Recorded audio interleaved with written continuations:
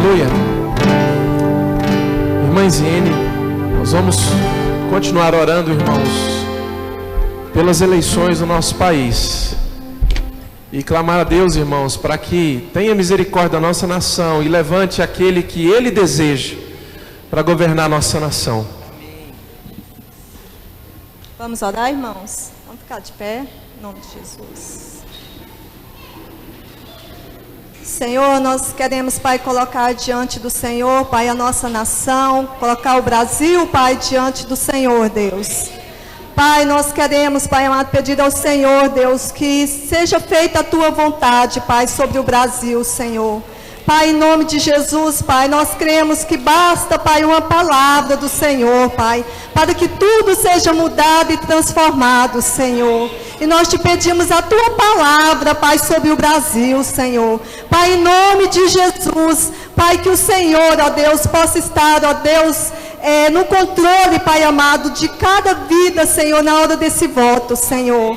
Pai, em nome de Jesus, aqueles, Pai amado, que que vão tomar posse, Senhor. Pai, que o Senhor possa estar, ó Deus, orientando, Pai, cada um deles, Pai, para que as Tuas leis, Pai, venha prevalecer sobre o Brasil, Senhor. Pai, não permita, Pai, que nenhuma lei contrária à Tua vontade venha ser aplicada sobre o Brasil, Senhor.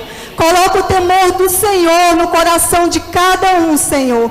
Desses que já foram eleitos, desses que vão ser eleitos. Pai, que o temor do Senhor esteja sobre eles, Pai. Senhor, em nome de Jesus, nós já Te louvamos e Te agradecemos, Pai, por tudo que o Senhor vai realizar, por tudo que o Senhor vai fazer, Pai amado, sobre a nossa nação, Pai, porque nós cremos que o Senhor tem o melhor para nós, Pai, e nós Te louvamos e Te agradecemos. Reina, Pai amado, sobre o Brasil, reina, Pai, sobre a nossa nação. Nós Te pedimos em nome de Jesus, Pai, em nome de Jesus. Amém, Senhor. Amém, irmãos, pode se sentar. A criançada já pode subir para o culto infantil.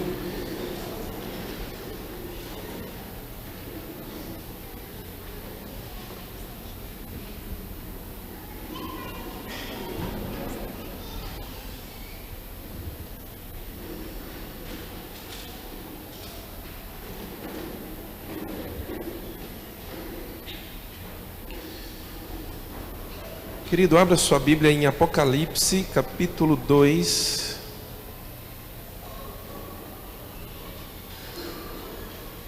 Apocalipse, capítulo 2.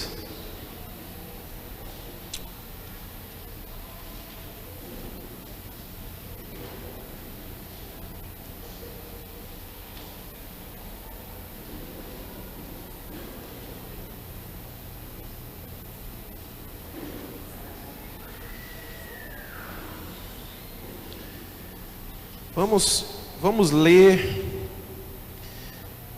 o versículo 8, a partir do versículo 8, Apocalipse capítulo 2, versículo 8.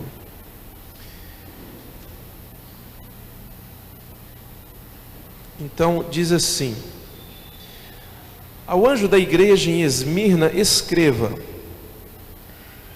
estas são as palavras daquele que é o primeiro e o último, que morreu e tornou a viver. Conheço as suas aflições e a sua pobreza, mas você é rico.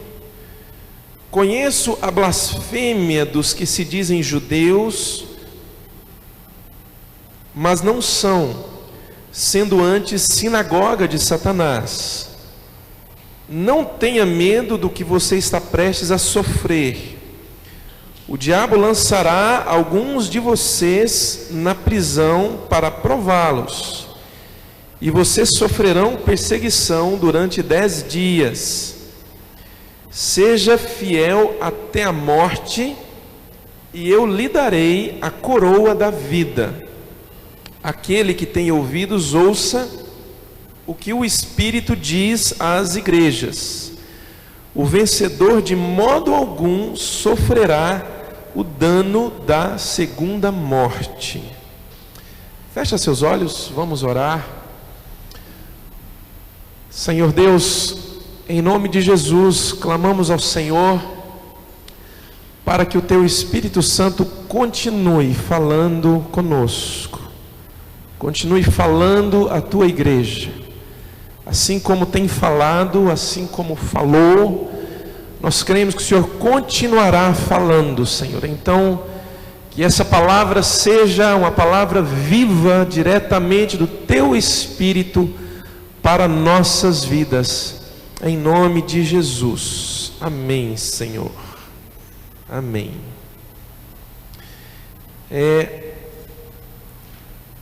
Essa carta, irmãos, à igreja de Esmirna, ela foi escrita por João, o apóstolo, e ela falava de uma realidade, de fato ela era uma profecia para a igreja que estava ali naquela cidade. Essa carta, ela foi escrita por volta do ano 99 mais ou menos, depois de Cristo. Quem escreveu foi João, como eu disse no início, João o apóstolo, não João Batista, mas João o apóstolo. E quem ditou essas palavras para João foi Jesus. Então João, ele não teve assim, nesse trecho aqui, como os outros, vamos dizer, aquela inspiração direta do Espírito de Deus. Toda a Bíblia, ela foi escrita por homens inspirados pelo Espírito Santo de Deus. Então repete assim comigo: a Bíblia foi escrita, todo mundo bem forte, a Bíblia foi escrita por homens inspirados pelo Espírito de Deus. Mas nesse caso específico aqui, não houve como nos outros livros da palavra, aquela inspiração do Espírito Santo. Não estou dizendo que João não estava inspirado. O que eu quero dizer para você é que Jesus estava com ele ali. Ele estava vendo Jesus. Jesus estava ali, face a face com ele. Você sabe disso quando você lê o capítulo 1 de Apocalipse. E a experiência que João teve foi tão extraordinária que quando João vê Jesus, ele cai como morto no chão. Tal foi o quanto foi aterrador aquela visão da glória de Jesus. Então Jesus estava ali em pessoa com João, e Jesus dita essas palavras. E essa palavra se dirige a uma igreja que estava ali numa cidade chamada Esmirna. E ela era uma carta profética por dois motivos. Primeiro, porque ela fala de algo que essa igreja ali na cidade de Esmirna de fato viveria. Jesus estava mostrando para eles o que iria acontecer naquela igreja nos próximos dias. Não diz exatamente o dia, mas dentro de alguns dias, talvez meses ou de alguns anos, que a igreja de Esmirna recebe a carta, eles sabem que eles passariam por aquilo, um momento de muita tribulação. Você vê que a Bíblia fala, irmãos, aqui, essa carta fala sobre uma provação que o diabo lançaria sobre eles.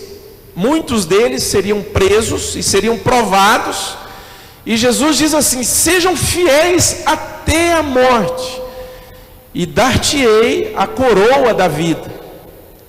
O segundo aspecto dessa carta, que ela é profética, porque essa carta, ela fala de um período que a igreja do Senhor Jesus, no mundo todo, viveria, um período de intensa perseguição. Isso acontece mais ou menos ali no ano 300, ali a 313, entre 64 e 313 depois de Cristo. É um período em que a igreja do Senhor Jesus enfrenta uma grande perseguição por parte dos imperadores de Roma. Desde aqueles que foram assumindo, dos próximos, aí veio Constantino. Foi uma grande perseguição a todos os cristãos em toda a história da igreja. Talvez essa seja a igreja que mais foi perseguida em toda a história da igreja do Senhor Jesus, de todos os tempos. E uma história muito interessante é que nessa igreja de Esmirna havia um bispo chamado Policarpo. Ele já era um ancião, era um senhor já de idade avançada, 84 anos de idade, mais ou menos. E nesse processo, irmãos, de perseguição, Policarpo foi condenado à morte pelo imperador romano daquela época. Saiu a sentença e a morte era morte na fogueira. E a história conta, essa história está em enciclopédias, é uma história verdadeira. A história conta que Policarpo, sendo bispo dessa igreja de Esmirna, olha só para você ver a palavra de Jesus se cumprindo ali.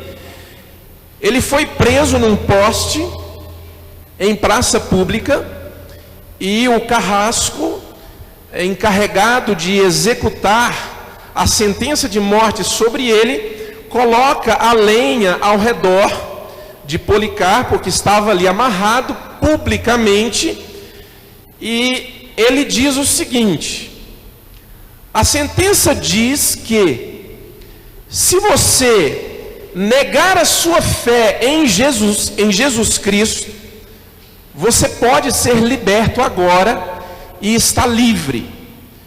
Policarpo, com 84 anos de idade, um líder da igreja, pastor daquela igreja, bispo daquela igreja, ele dá a seguinte resposta. Ele diz assim: por 84 anos eu servi ao Senhor e nunca me faltou nada. O Senhor nunca me faltou em momento algum. Como eu poderia ter coragem de negar ao meu Senhor agora? Eu não nego o meu Senhor. Então o carrasco procede com a execução e taca fogo na lenha.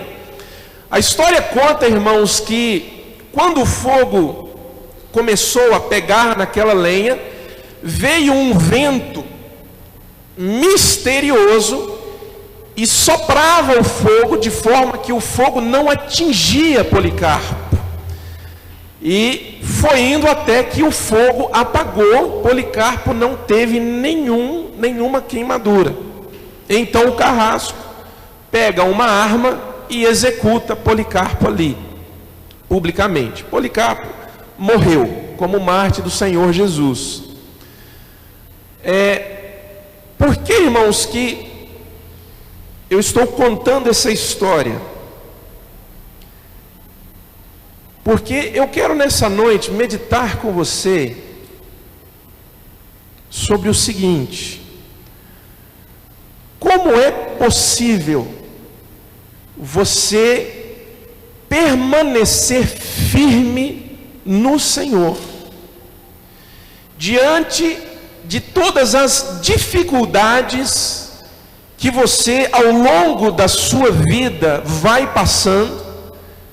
Como é possível você permanecer firme e não desistir?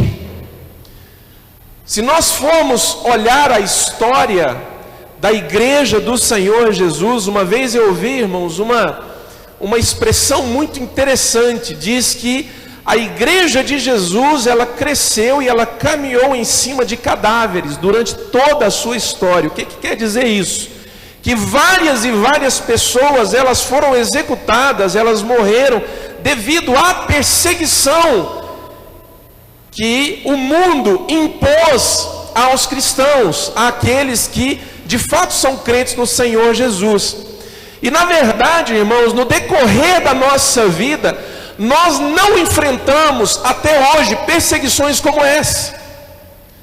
Você que está me ouvindo, você nunca na sua vida foi ameaçado de morte por servir a Jesus, por crer em Jesus. Talvez você não conheça ninguém do seu círculo de convivência ou do seu tempo que tivesse um relacionamento de alguma forma com você, que foi morto por causa do Evangelho. Na verdade, hoje, irmãos, nós até o momento nós vivemos num país onde é chamado de um país laico, ou seja, onde cada um tem liberdade para exercer a sua fé naquilo que ele quiser. Nós não temos hoje uma perseguição. Querido, eu estou contando toda essa história porque, na verdade, irmãos, se você for parar para pensar, você não passa nenhuma dessas tribulações, dessas ameaças de morte, mas às vezes na sua vida, em muitos momentos você é encontrado com um desânimo inexplicável, querendo desistir da sua jornada, diante de situações que você tem vivido, talvez no campo familiar, talvez na área financeira, talvez na área de relacionamento conjugal. E às vezes, querido, essas tribulações, você tem encarado elas como uma afronta na sua vida. E tem se encontrado, às vezes, no seu coração, aquele desejo, muitas vezes, de desistir da sua jornada, de abandonar tudo e de viver a sua vida sem nenhuma pressão que muitas vezes a vida cristã traz. Uma das coisas, irmãos, que acontece conosco quando nós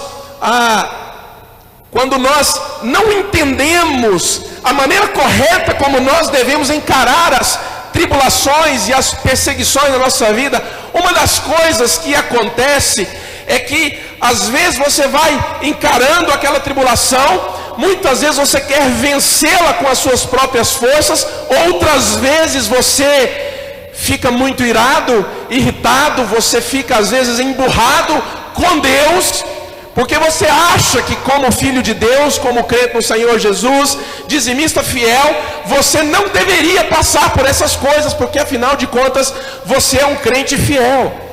E muitas vezes essa atitude vai tirando de nós a visão do reino de Deus. Ela vai tirando de nós, irmãos, a visão do reino. E às vezes nós tiramos os nossos olhos do Senhor Jesus, fazendo o contrário do que diz lá em Hebreus no capítulo 12, corramos com perseverança a carreira que nos foi proposta, tendo os nossos olhos fitos em Jesus, autor e consumador da nossa fé. Ele, pela alegria que lhe foi prometida, suportou a cruz. Suportou a cruz. E mais embaixo o texto diz assim, que nenhum de nós, olha quantos anos atrás Hebreus foi escrito, e essas palavras, irmãos, porque é a palavra de Deus, elas vão ecoar pela eternidade. Ele diz assim, nenhum de nós ainda suportou e resistiu à oposição ou ao pecado, ao ponto de derramar o seu próprio sangue, como fez o Filho de Deus. Portanto, não desanimem, fortaleçam as suas mãos e os seus joelhos vacilantes, e corramos com perseverança a carreira que nos está proposta. Querido, eu quero te dizer uma coisa nessa noite. Duvido que alguém tenha coragem de falar amém depois do que eu vou dizer aqui agora. Importa que por meio de muitas lutas e tribulações alcancemos o reino de Deus. Glória a Deus pelos que tiverem coragem de falar. Importa que por meio de muitas lutas e tribulações alcancemos o reino de Deus. Uma das coisas que a tribulação ela vai fazendo conosco, irmãos, quando nós começamos a ter uma atitude que não deveríamos ter diante da tribulação, ela vai tirando de nós a capacidade de ver o reino de Deus. E talvez a sua vida comece a se resumir apenas em focar nas suas situações, nos seus problemas, naquilo que você tem passado, e de repente você se pega achando que é o maior sofredor de toda a história. E eu quero dizer, querido, você não é. Diga glória a Deus. Abre aqui comigo em 1 Pedro, vamos ver se eu acerto o texto aqui. 1 Pedro,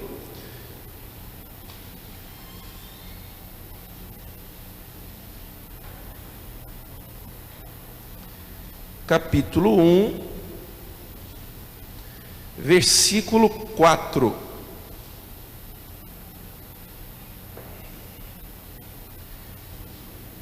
Primeira Pedro, está bem pertinho de Apocalipse. Você vai voltando, que logo você acha 1 Pedro. Então ele diz assim: bendito seja o Deus e Pai de nosso Senhor Jesus Cristo. É 1 Pedro 1, 3. Bendito seja o Deus e Pai de nosso Senhor Jesus Cristo, conforme a sua grande misericórdia, Ele nos regenerou para uma esperança viva. Repete comigo: Cristo me regenerou para uma esperança viva.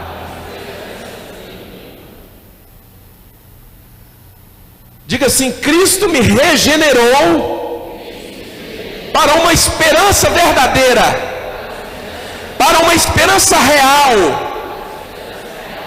E muitas vezes nós temos perdido, irmão, durante as lutas e provações pelas quais nós passamos, a visão dessa esperança real.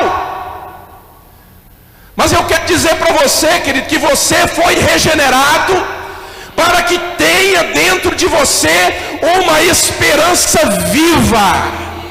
Uma esperança viva. Irmãos, eu quero dizer uma coisa para você.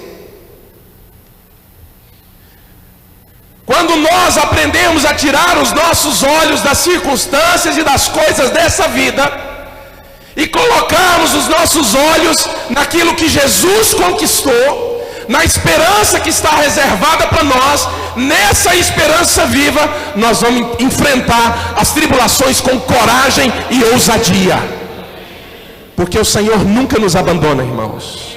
O Senhor nunca nos abandona. E importa que por meio de muitas lutas e tribulações entremos no reino de Deus. Vamos continuar lendo o texto aqui. Agora no versículo 4. Nos regenerou para uma esperança viva por meio da ressurreição de Jesus Cristo, para uma herança que jamais poderá perecer, macular ou se perder ou perder o seu valor, herança guardada nos céus para vocês, que mediante a fé são protegidos pelo poder de Deus, até chegar à salvação prestes a ser revelada no último tempo. Olha para mim, querido. Quando você mantém a sua esperança viva, quando você mantém os seus olhos na herança que Jesus prometeu, naquilo que o Senhor prometeu, mesmo passando por segurança, mesmo passando por tribulações, eu quero dizer para você que você sempre vai ver o poder de Deus protegendo você. Olha que interessante o que Pedro diz aqui. Ele diz assim: mediante a fé, a herança guardada nos céus para vocês, versículo 5, que mediante a fé são protegidos pelo poder de Deus. Olha para mim, querido. Não há tribulação aonde Deus não proteja você. Toda tribulação, todo momento difícil da sua vida, Deus está protegendo você. Mas talvez venha um questionamento dentro de você: por que então que eu tenho que passar por isso? E eu vou te dar uma resposta. Sabe por que que você tem que passar por isso? Eu não sei. Não sei por que que eu tenho que passar por isso. Mas eu sei que a palavra de Deus diz que importa que por meio de muitas lutas e tribulações entremos no reino de Deus. Então, querido, eu quero te dizer uma coisa: o que me espera, o que espera você é o reino de Deus. Então, com ou sem tribulação, nós iremos caminhar para o reino de Deus. Agora olha aqui a continuação no versículo 6. Ele diz assim: nisso vocês exultam, ainda que agora, por um pouco de tempo, devam ser entristecidos por todo tipo de provação. Assim acontece. Olha a resposta que eu não consegui dar para vocês aqui no versículo 7. O Espírito Santo deu. Está aqui no versículo 7.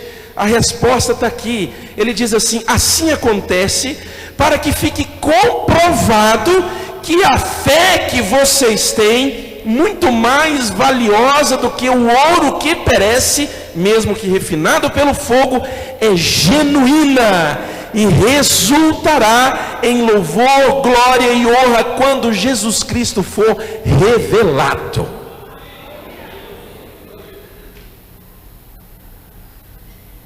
Tiramos várias lições desse trecho, irmãos. Primeiro, toda tribulação é temporária. Ele diz assim: mesmo que ainda que por um pouco de tempo, vocês tenham que passar por tribulações.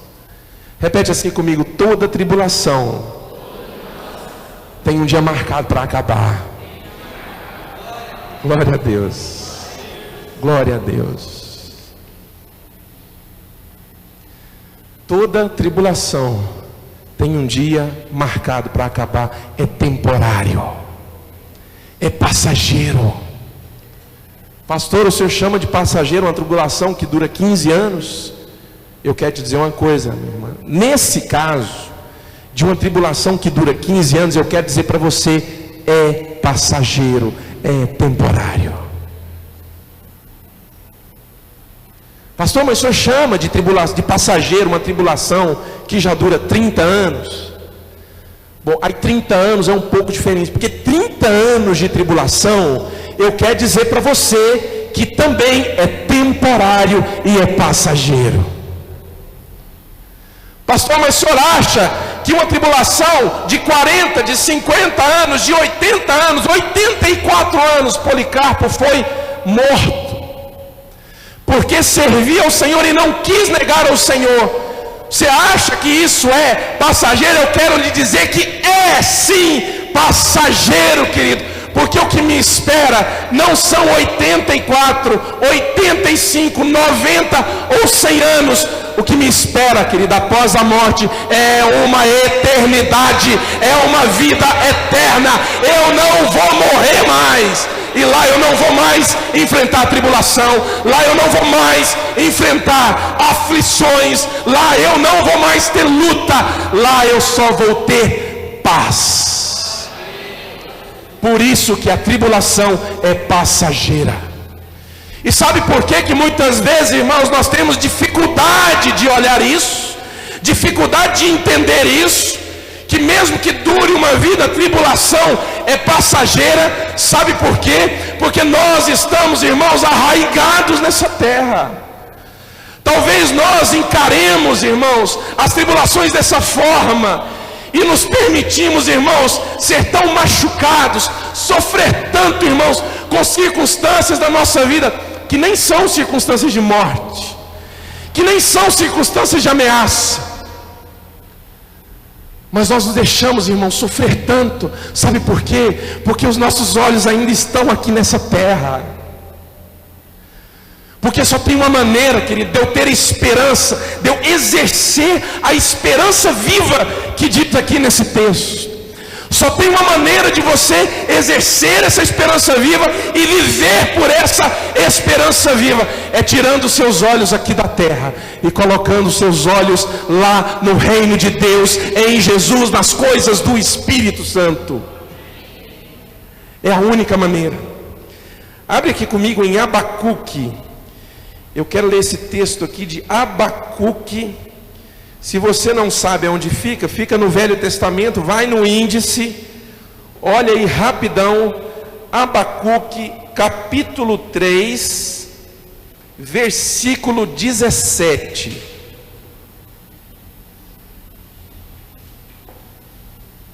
Como é possível suportar essas tribulações e aflições e ainda assim permanecer firmes no Senhor, sem desanimar, sem desviar, firme na nossa jornada até o fim? Nós já estamos dando essa resposta. O Senhor está dando essa resposta para nós. Abacuque, capítulo 3, versículo 17.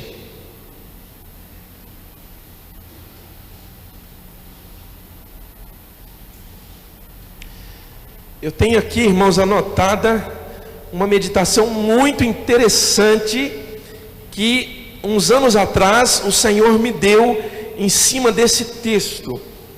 Então, o texto diz assim, Abacuque 3,17: mesmo não florescendo a figueira e não havendo uvas nas videiras, mesmo falhando a safra de azeitonas, não havendo produção de alimentos nas lavouras, nem ovelhas no curral, nem bois nos estábulos, mesmo assim eu ainda exultarei no Senhor e me alegrarei no Deus da minha salvação. O Senhor, o soberano, Ele é a minha força. Ele faz os meus pés como os do servo, faz-me andar em lugares altos. Agora, querido, olha para mim. Eu vou mudar a pergunta do início da palavra. Como é possível, diante das mais duras aflições, você dizer como esse profeta disse: ainda que não haja produção de alimentos na lavoura? O que significa ainda que não haja produção de alimentos na lavoura? Quer dizer que a fome tomou conta.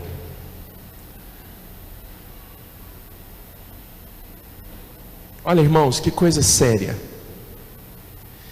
Ele diz assim: ainda que não haja bois e ovelhas nos estábulos. Sabe o que quer dizer isso, irmão? É que não tem leite para beber e não tem carne para se comer. Está ligado? Olha para mim, querido, você está ligado? Repete assim comigo: estou ligado. Ele diz assim: ainda que não haja uvas na videira ou na parreira, para nós é mais comum parreira, a videira é o pé de uva. Ainda que não haja uvas na videira, você sabe o que significa isso? Não tem nenhuma fruta para se comer e não tem nem vinho para se beber. Aí ele diz assim: ainda que não haja azeitonas na oliveira. Sabe o que significa isso? Que nem uma azeitoninha com caroço para machucar o dente não tem para comer.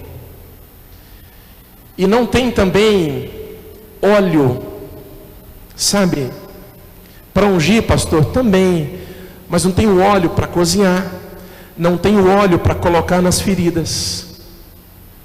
Ou seja, não tem nada. O que ele diz? Então aí sim, eu vou procurar alguém para fazer uma sessão de descarrego na minha vida, porque chega de maldição. Então, sendo assim, eu vou pedir para alguém ficar quebrando as maldições da minha vida, porque não é possível. Então, sendo assim, eu vou sair da igreja, eu desisto. Aí eu desisto. Querido, ele fala assim: ainda assim, eu exultarei no Senhor, o Deus da minha salvação. Agora eu te pergunto, como é possível? Eu quero dizer aqui que ninguém aqui vai passar fome, viu, irmãos? Ninguém aqui vai ter a safra falhada. Todos vão ser prósperos nos seus trabalhos, amém? Mas o que o Espírito Santo quer nos ensinar aqui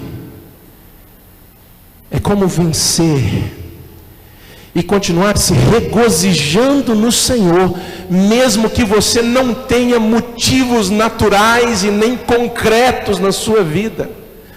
Como você vai continuar regozijando no Senhor, mesmo quando algumas situações no âmbito familiar ainda não foram resolvidas, mesmo quando ainda situações no âmbito do relacionamento conjugal ainda não foram resolvidas, ainda precisa de ser resolvida, mas arrasta-se por anos e não é resolvido. O que o Espírito Santo, irmãos, quer nos ensinar é que a fé genuína, aquela de que Pedro fala lá em 1 Pedro no capítulo 1, a fé genuína consegue se firmar e exercer a esperança viva que está dentro de nós, pela regeneração que Cristo nos deu. E assim, por essa esperança viva, meu irmão, eu posso me alegrar no Senhor, mesmo quando as coisas estão indo mal.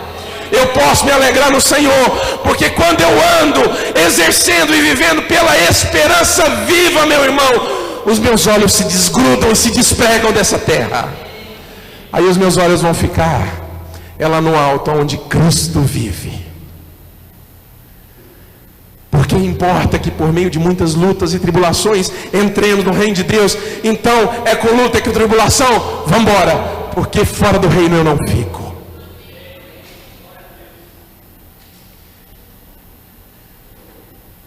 Eu estava, irmãos, meditando sobre esse texto aqui de Abacuque, e eu tenho uma Bíblia lá em casa que é uma Bíblia em inglês, e ela se chama a Bíblia Amplificada, The Amplified Bible.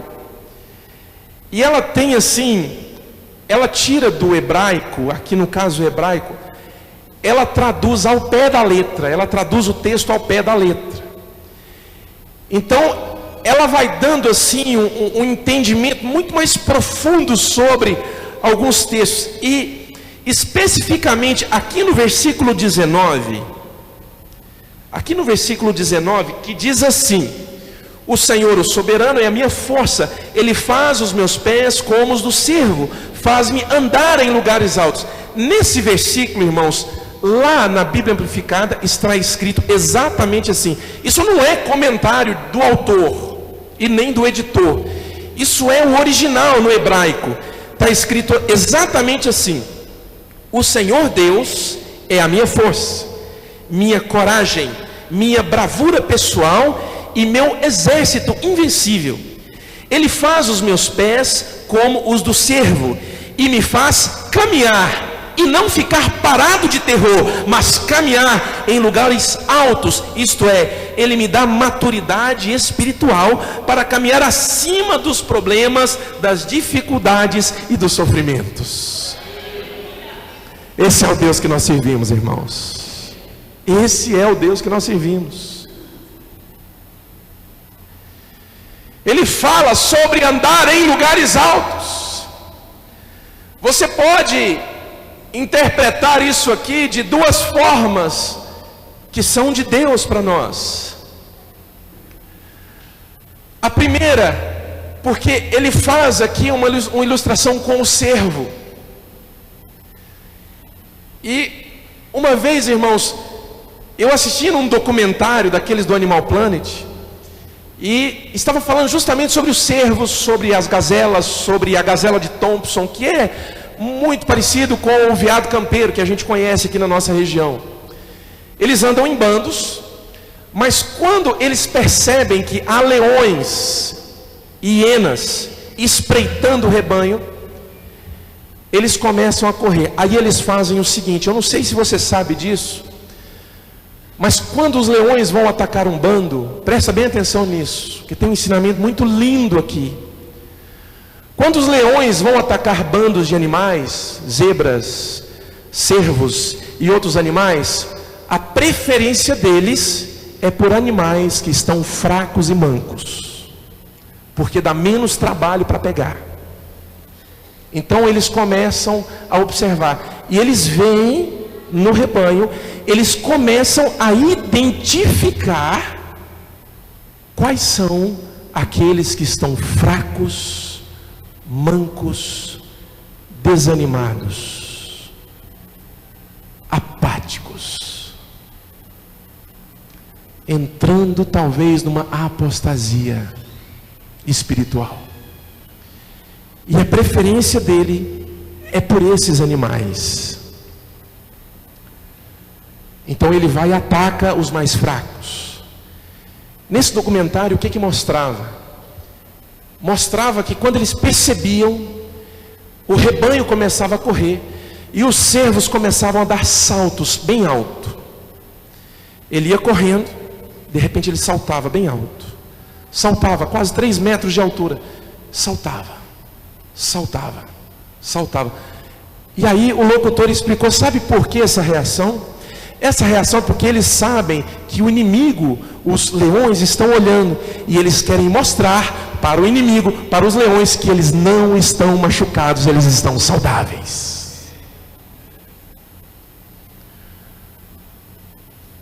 Mesmo que você esteja passando por momentos difíceis, por tribulações, por situações que afrontam você, que trazem tristeza e muitas vezes amargura para a sua alma, eu quero dizer para você que o Senhor Deus, Ele faz você andar em lugares altos como o cervo.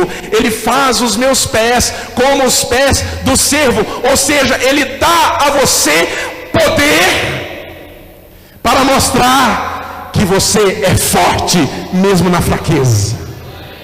Olha, irmãos, que coisa extraordinária. Olha, irmãos, que coisa maravilhosa. Irmãos, olha aqui, ele diz assim: o Senhor, o soberano, é a minha força. Ele faz os meus pés como os do cervo, faz-me andar em lugares altos.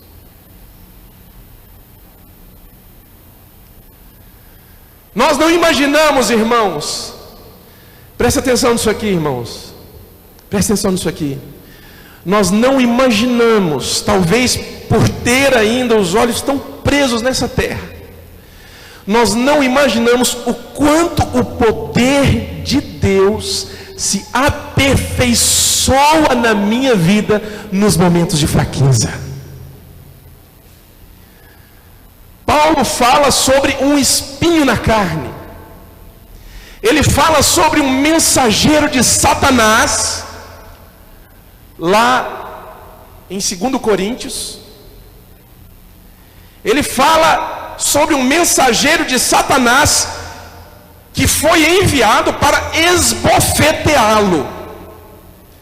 Paulo era um apóstolo, talvez foi o maior plantador de igrejas que o mundo cristão já conheceu.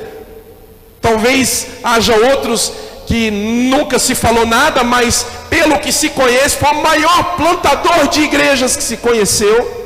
Foi apedrejado, irmãos. Muitas vezes foi humilhado, foi preso. Irmãos, é nisso que eu penso. Sabe, muitas vezes nós achamos, irmãos, que existe alguma coisa errada na nossa vida diante das tribulações que nós passamos, porque nós não deveríamos estar passando essas tribulações. Querido, eu quero dizer para você uma coisa: tem gente que já sofreu e sofre muito mais do que você.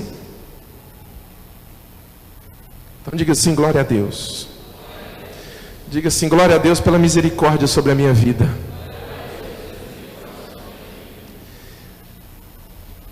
Aí, irmão, sabe, ele fala assim: mensageiro de Satanás, que foi enviado para me esbofetear.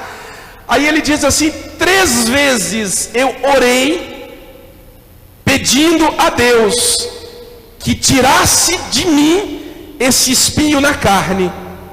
Mas por 3 vezes Deus disse: Paulo, a minha graça te basta, porque o meu poder se aperfeiçoa na fraqueza.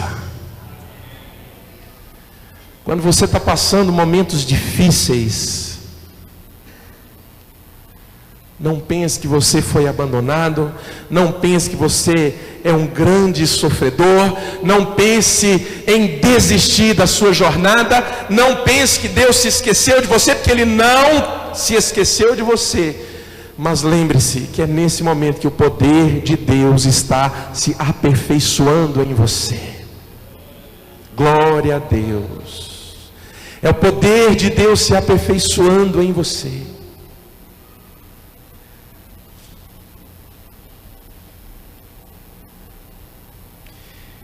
Ele me faz caminhar em lugares altos. Isto é, me dá maturidade espiritual para caminhar acima dos problemas e das dificuldades e dos sofrimentos.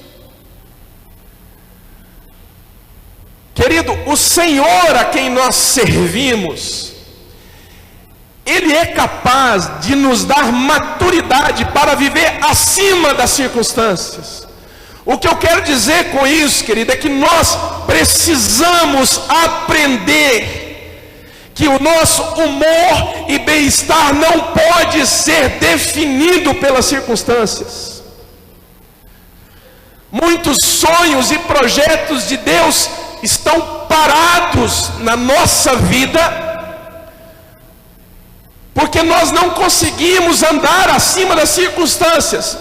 E tem muitos sonhos e projetos de Deus para a sua vida, projetos de Deus para a sua vida, os quais só vão poder ser executados se você aprender a andar acima das circunstâncias. Você entendeu isso? Tem muitos planos e projetos de Deus para a sua vida que só vão ser executados se você aprender a andar acima das circunstâncias. Eu gosto demais do canto que nós cantamos aqui, irmãos. Ele diz assim: me chama sobre as muitas águas, onde os meus pés podem falhar. O autor dessa música eu não conheço, mas ele estava muito inspirado pelo Espírito de Deus quando compôs essa canção. Ele diz assim: me chama sobre as muitas águas, onde os meus pés podem falhar. Meu irmão, presta atenção. Há lugares para onde Deus está te chamando, e Ele sabe que são lugares onde os seus pés podem falhar. Ele sabe que são lugares aonde pode haver falha nos seus pés. Mas por que que Ele insiste em te chamar? Porque aquele que te chamou para lugares aonde os seus pés podem falhar, Ele é fiel para te sustentar, e por Ele os seus pés não vão falhar. E se falhar, você vai afundar. Mas antes que você afunde, Ele vai segurar na sua mão e vai trazer você para cima. Você pode dizer amém, querido, por isso? E aí, quando Ele trazer você para cima, Ele não vai olhar para você e dizer assim: bonito, hein? Vive aí cantando louvor, me adorando, pregando a palavra, orando, fazendo jejum, oração, e se afundou? Que tipo de crente você é? Ele não vai fazer isso, irmão. Ele não vai fazer isso. Ele só vai olhar para você e falar assim: vamos começar de novo. É lindo, irmãos, quando Deus restaura Pedro, depois que Pedro nega Jesus. Por 3 vezes Pedro nega Jesus. 3 vezes. Ah, mas você estava com ele, você conhece? Não conheço, nunca vi esse homem na minha vida. Pedro, irmãos, por 3 vezes. Então, o Evangelho diz que quando pela 3ª vez Pedro nega Jesus, o galo canta. E Jesus já tinha dito antes que o galo cante: me negarás 3 vezes. E tem um dos evangelhos que diz que de longe, irmãos, Jesus ele estava assim no pátio. De longe Jesus olha para Pedro, irmãos, e quando o olhar dos dois se cruzam, Pedro cai no arrependimento e chora amargamente. Aí Jesus é crucificado, é morto, no terceiro dia ressuscita. Pedro tinha desistido. Por um momento eles estavam lá reunidos e Jesus não tinha se apresentado a eles ainda. Aí, depois de ter ressuscitado, e eles falam assim: vamos voltar a pescar. Eu estou indo pescar. E eles de fato voltam a pescar, desistindo da jornada, desistindo do chamado. Aí, irmãos, acontece aquela coisa linda, né? Jesus chega na praia ressuscitado e fala: joga a rede do outro lado. Senhor, já pescamos a noite inteira, não pegamos nada, mas sobre a tua palavra lançaremos as redes. Pegaram tanto peixe que quase o barco foi a pique. Aí, quando Pedro chega na praia, Jesus não acusa Pedro, irmãos, porque Pedro havia falhado. Não há espírito de acusação em Jesus. Mas eu quero te dizer, querido, que quando você falhar, Ele é quem vai estender a mão para te pôr para cima novamente.